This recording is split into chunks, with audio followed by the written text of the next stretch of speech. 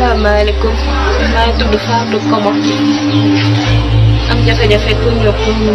bokk ko ak yéen di leen nettali sama histoire di wut ay conseil tamit te dama jaaxle trop bëgg ko ma wallu ndax sama patron li may def nekk na ma day xaar bu guddi jot ba ñëpp tëdd muy dugg si waañ bi ñëw ba sama néeg di tas sama sër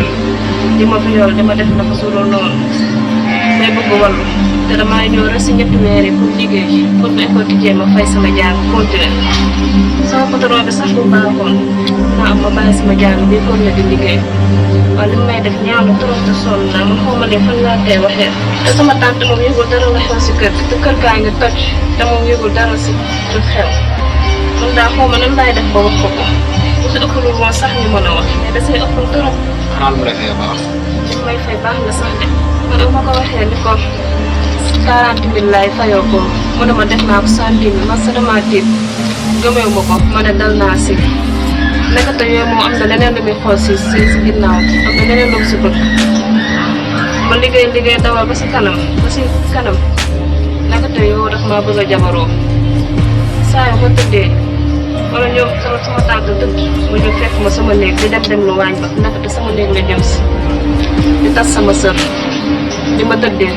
nekkate yooyu moom loolu la si jubluwoo ba mu naan damay yokk ko 70 000 ma jaaxle trop ma dem ba affaire bi ëpp ma doole te moom wax sa ëppal trop raxasam daal day fokk bool ay tulleem di aj bal kii jaaxle na ma trop nga xanaa ñi nekk jabarax jëkkër sax buñ defee ni ko bëgg a def nii te dem naa bu ko bëgg a wax sama tante rek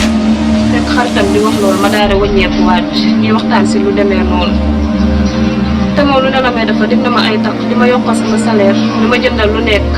mais man daa sonn naa trop ndax dafa ëppal trop tamit nag man sax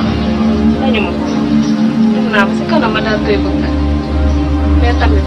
damaa xamul nan laay def li ma dig ay takk nii wala bu ma koy wax ndax na ma daal ba ma bëgg ko fu mu nekk rek te mënu ma dellu ginnaaw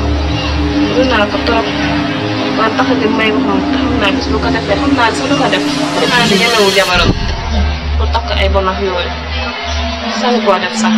daf may nax nii rek. mais yow bis bu la proposé woon takk rek.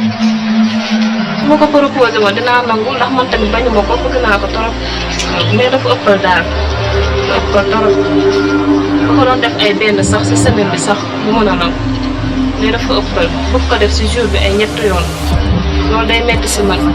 bi dafa bëgg affaire bi trop daf koo def si xolam bëgg ko si xolam teg ko si bakkanam bi su ma gisee daal day kati du amati jàmm man loolu daal moo ma metti maa ngi leen di ñaan daal ngeen dimbali ma rek man daal bu fekkee ni nangu ngeen maa fay sa 50 000 ma ñëw liggéey si yéen ndax sonn naa fee trop te dama fay dund ma metti na trop te naa patron bi boobu dafa ëppal man bu ëppal lool sax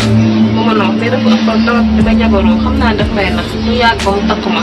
man daal bañu ma 50 000 ku bëgg daal ma liggéeyal la 50 000 maa ngi leen di déglu